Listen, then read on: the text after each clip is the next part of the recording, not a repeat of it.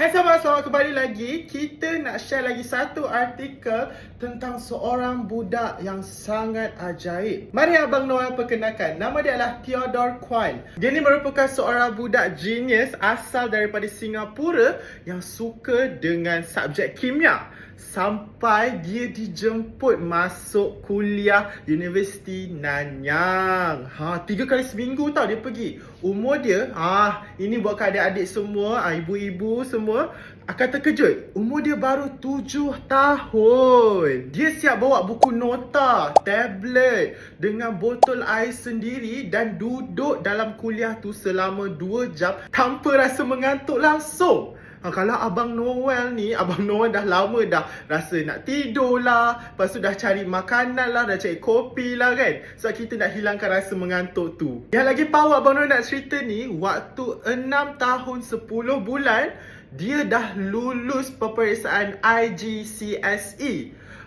Dengan grade A untuk kimia. Nak tahu tak peperiksaan IGCSE ni hanya untuk budak sekolah menengah tau. Mak Theodore ni pun sangat-sangat banggalah dengan dia. Sebab sejak dari kecil lagi, memang Theodore ni selalu tanya dekat ibu dia soalan-soalan yang pelik lah. Salah satunya, macam mana atom tu bergerak?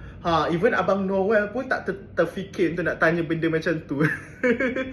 So kalau adik-adik semua macam tiba-tiba ada satu persoalan tentang sains ke, tentang apa-apa pun, mungkin adik-adik sendiri seorang yang genius. Jadi kalau adik-adik semua nak baca lebih lagi, bolehlah baca di artikel ini sekarang. Sebab Abang Noel sendiri pun bila baca, Abang Noel terinspirasi untuk nak cuba belajar benda yang baharu. Mungkin adik-adik semua pun akan mula terinspirasi dengan minat belajar Theodore ni. Sebab kita semua kan manusia yang genius.